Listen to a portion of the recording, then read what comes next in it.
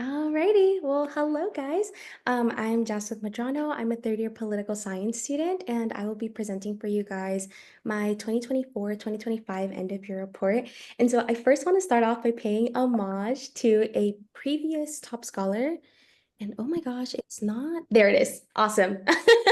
Mr. Tejas Narayanan. And so if you guys remember, his third year, he did a bit of a different take on the end of year report. And so I will be walking in his footsteps today.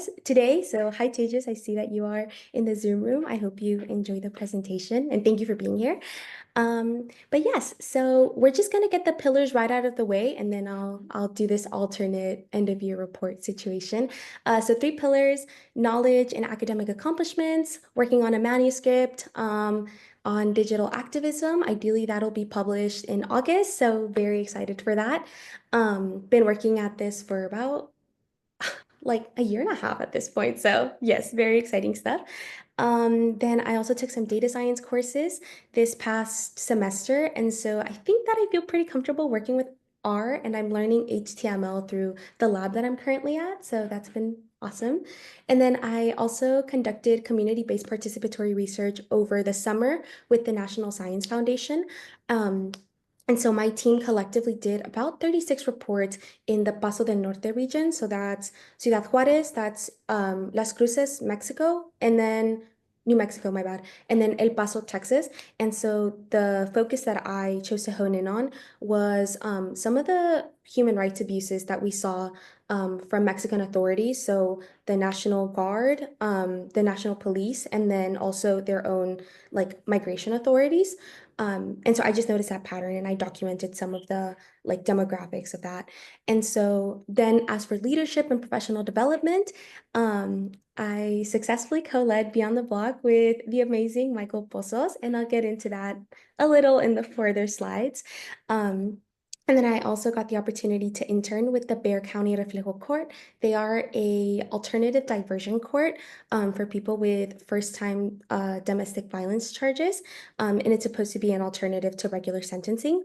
Then I am currently interning with Opening Doors International Services. So they are a legal aid group for migrants, but I'm doing a bit of different work with them.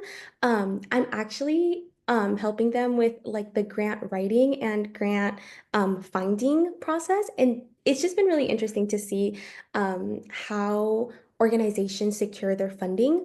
And then also just keeping up with deadlines and then making the ask and like there's just different processes for grants and learning to navigate that has been really interesting. I'm also a current student correspondent for CET, which is why my top scholar blog has not been super updated, is because I'm writing for CET. But I'll be uploading some of the blogs that CET hasn't uploaded onto my top scholar. So it'll be like you'll see my blog will just grow in size probably like on the last week of the program. And then I'm currently working at the Transborder Digital Humanities Lab with Doctora Fernandez, and I will also get into that in the further slides. And as for service and community involvement, if you guys have been following my end of year reports, you know that I have been legally translating and interpreting for American Gateways, and we're going on 2.5 years now. So, woohoo, very exciting. And then I also interned this past semester and the semester before then with Interfaith Welcome Coalition. So they're a coalition um, that aids recently apprehended migrants at the Greyhound bus station because San Antonio was a sanctuary city. And so a lot of migrants would first go to San Antonio and then get the resources that they needed and then travel to their final destinations.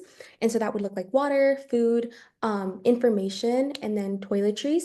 And it's been interesting to see how they navigate with our current administration's like funding cuts because their funding was severely cut. And so I've kind of seen a lot of the employees switch from employee status to now volunteer. And now the coalition is in general mainly like volunteer basis. And so seeing how they navigate through that and like wavering situations has been interesting. But moving away from the three pillars, um, The first lesson that I want to touch on is that you must work to create community. So this is actually something that Dr. Webb told Michael and I during one of our sessions in preparation for Beyond the Block. And so to talk a little bit about Beyond the Block, the idea stemmed from Dr. Webb's fantastic, amazing Moral Imagination and Incarceration course that Michael and I took during the second semester of freshman year. And so this class had two components. It had like the typical in class at UTSA component where we would go through readings and not lectures, but just like talk through in a circle in like a seminar style. Um, like during class. And then it also had this other component that on Thursday evenings, we would go to Dominguez State Jail and read through philosophy and read through literature um, alongside incarcerated scholars.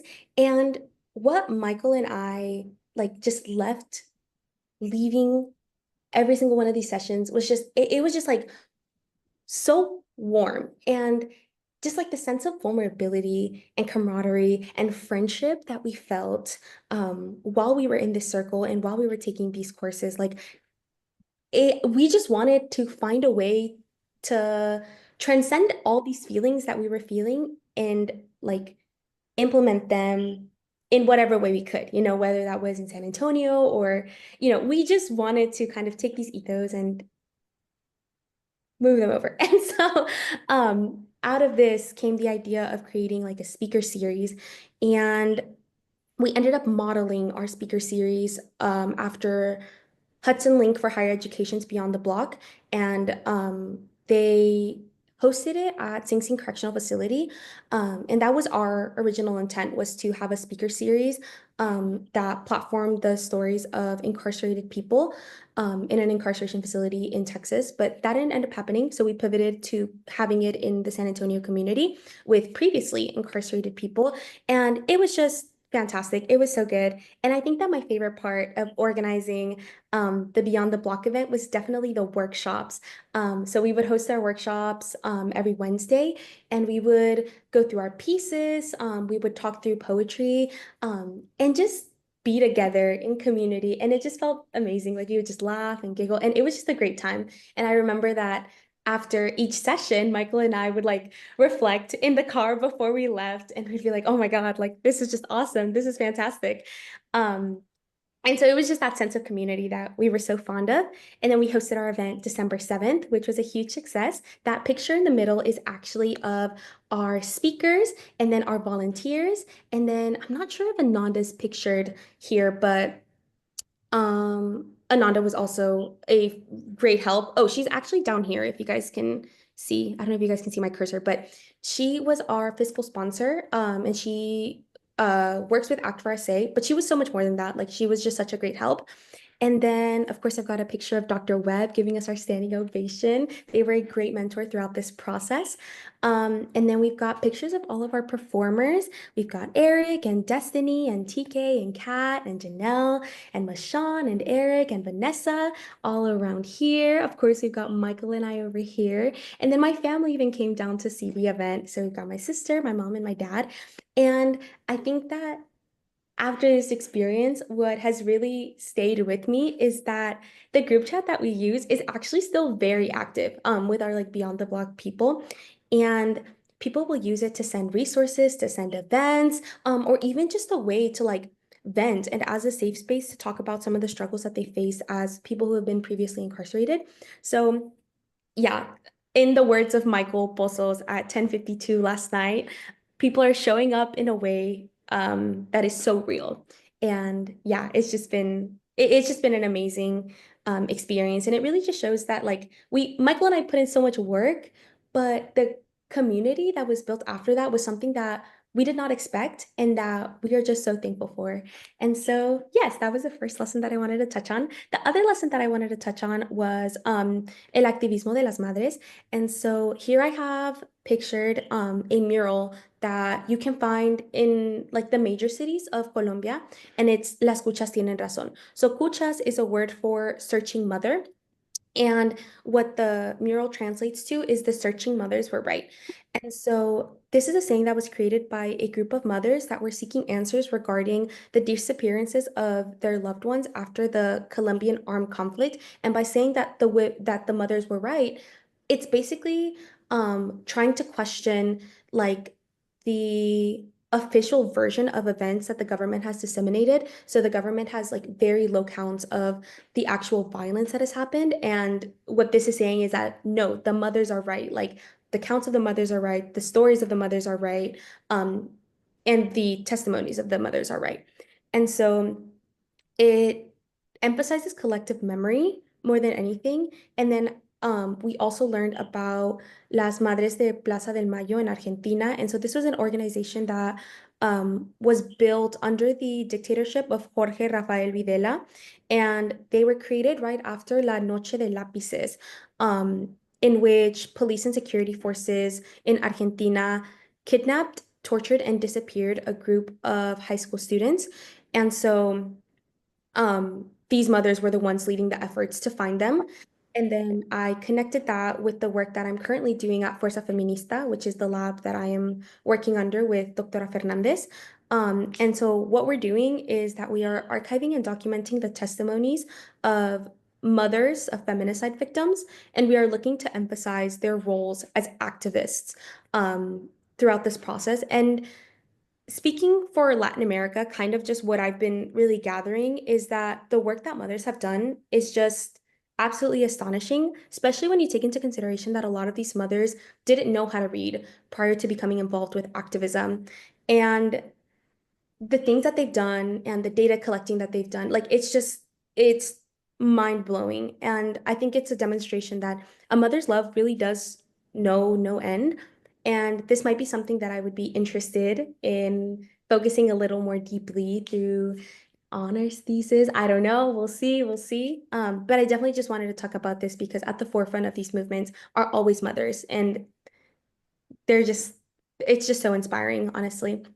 And then the other lesson that I wanted to touch on was that land is important. So I wanted to talk about my environmental conflicts, territorialities, and ethnic groups class that I'm taking here in Colombia with down here, Dr. Diego Andres Lugo Vivas, who is in this picture testifying in front of the UN.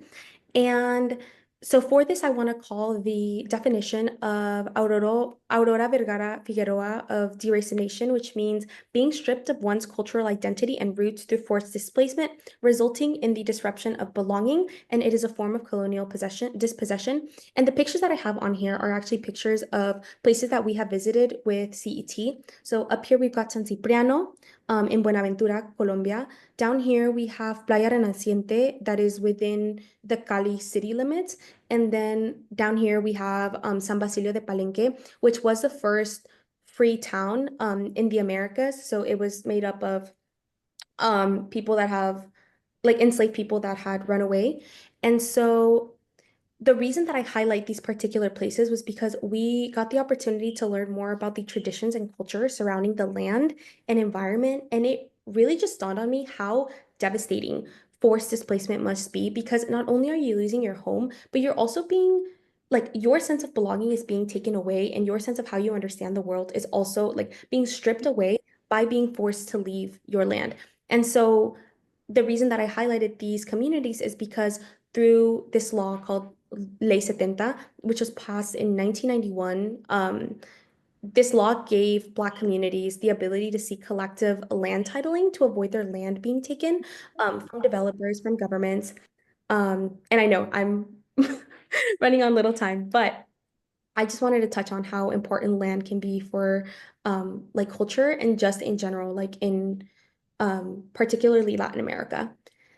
And so then the final lesson that I wanted to touch on was that, and this is a incomplete thought, haha, but alternatives to punitive justice, what I was trying to say was that they exist within our timeline. And so I had mentioned before that I interned with the Bexar County Reflejo Court. And so they are an alternative court for people with first-time domestic abuse charges under Judge Speedling Gonzalez, and my supervisor was John Baca. And basically what they did was they had a 5-phase, 12-month program in which participants would attend weekly classes, social events, and visit courts on a regular basis just to track their progress. And this is an alternative to regular sentencing that is within our current justice system. But stepping outside of like um, what is it? Like bureaucratic justice systems, I wanted to touch on La Guardia Cimarrona, which we learned about during our trip to San Basilio de Palenque. And so this guard, uh, basically their methodology was focused on like truth finding, and so the trials that they would hold would be through talking with everyone in the community, and then after they established this truth, they would come up with an appropriate response that primarily emphasized like relationship, or like rebuilding the harm and pause, sorry guys, rebuilding the relationship and restoring the harm that had been caused. And so I think it's just been really interesting to see that the alternatives for a punitive justice system do exist, and it gives me hope for working towards something that, sometimes just feels so far away. And so, yeah, absolutely. And then as for the question of how I had fun, I had a lot of fun. Thank you so much to literally every single person in this picture and everyone else. We've got some karaoke in there. We've got, some hiking and some exploring, even DJing down here. Um, some family dinners and so much dancing, guys. I think I've become a very good dancer during my time in Colombia. And then as for what I'm doing this summer, very dreadful question. I have received so many L's this semester. It's kind of embarrassing. And I'm actually still waiting to hear back on a couple of different applications. And then the one program that I really wanted is actually still uncertain if they're going to be receiving the funding through the NSF, but that's a whole other thing. But I will say that I learned how to like juggle really big applications all at the same time. And I think it gave me a little taste of what applying to college or law school is going to look like. So yeah, I learned a lot from this application season. But aside from that, definitely I'll be doing LSAT prep, and then I'll be volunteering with Opening Doors International Services, just like on my own free time. And then TBD, yes, I'll let you guys know what I'm doing this summer, probably in like 2 weeks. But yes, that is the end of my presentation. I know I went a little over time, but I just want to say a huge thank you to best friends and mentors, Top Scholar, the Honors College, CET for sure, and everyone I've met along the way. So, yay! So, all right. Well, Jasbeth, what a beautifully executed presentation, I must say. It's awesome to see all the cool things that you're doing in Colombia and just seeing how much you're engaging with the material. So I really appreciate that.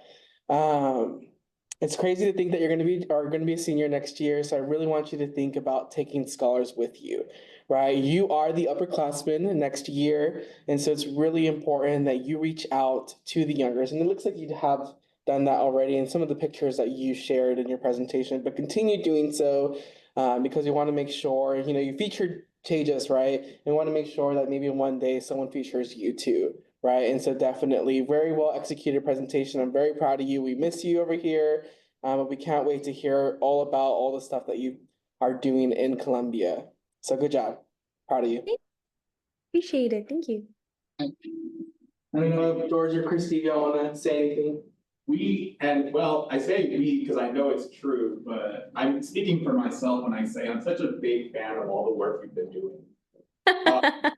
It's wonderful to hear, and it's impressive genuinely. And I think for all the L's that you referenced taking this year, there's so much value in all the work that you're doing that, I mean, sometimes it comes with the territory, but at any rate, this was a great presentation. Good job. Thank you. I appreciate it. Yeah, hi Jasbeth. It's fantastic to see you. I'm so happy with all that you're doing. I just echo what Fernando said. Keep bringing those other scholars with you, and we're excited to have you back on campus soon.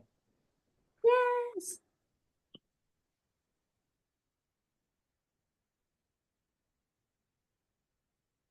Go ahead, Tejas.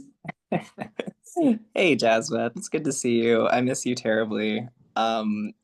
Great presentation. I know I've talked to you a lot about Beyond the Block at the time, but I have a question for you now that it's been 4 or 5 months since the day of the event. Do you feel like in that time that's passed, the way that you look at the event has changed, and perhaps the way you look at advocacy has changed? compared to maybe what you thought the impacts of the event might have been while you were doing all of your organizing? Yes. That is such a good question. Um,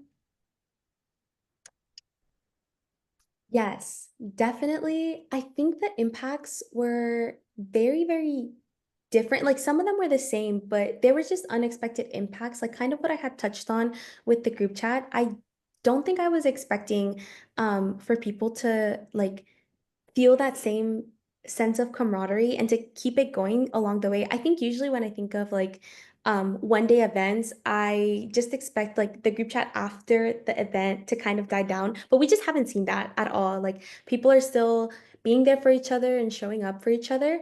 Um, and that was just an impact that I hadn't previously expected. Um, One of the impacts that I did expect and that I was very happy to see, I just wasn't expecting to the scale, was the conversations that were had after the event. I think after hearing some of those conversations, it was very clear that what Michael and I had tried so hard to convey was conveyed, and that there was a sense of compassion and like unlearning of what people might have previously thought of people who have been incarcerated. Um, as for advocacy, yes, I think advocacy can look like a lot of different way like it looks different I think for everyone, but I think in terms of like building events, I don't know. It's very interesting because I think when I used to think about advocacy, I would mainly think of like either legal advocacy or protesting. But advocacy just looks like so much more than that. And I think just in general, my time at UTSA has showed that to me. So it can look like art, it can look like one day events, it can look like, but it's like, it's these like single products that are a result of like a sustained effort. You know what I mean? Like we see this final product, but like the fight continues like after the product. Um, and as for how I view the event, if it's changed, I'm just very fond of the event more than anything. I think obviously when you're in the moment, sometimes some things can be a little bit stressful and it feels like you're juggling a lot. But looking back, I'm just so proud of the work that we did. And it holds a very special place in my heart. It's definitely, I think, the most important thing that I've done at UTSA. And I'm just so proud of Michael and I. So yeah. I'm so happy to hear that. You absolutely deserve to feel proud about it, and I'm glad that you look at those memories with fondness. Jasmine, I'm so proud of you. You're awesome, and I'm sure all the hard work you put into this year is definitely going to come out in some form or fashion next year. Congrats. So much, CJ. You're the sweetest.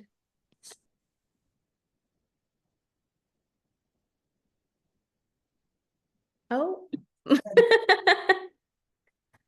Hi, Jazz.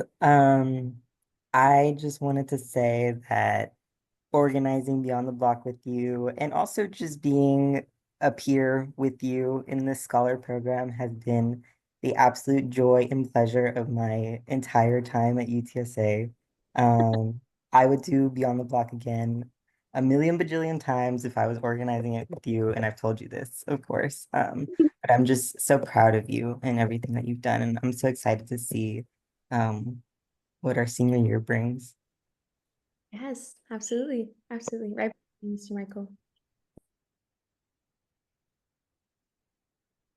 Anyone else? Real quick, since I'm the only one who hasn't talked.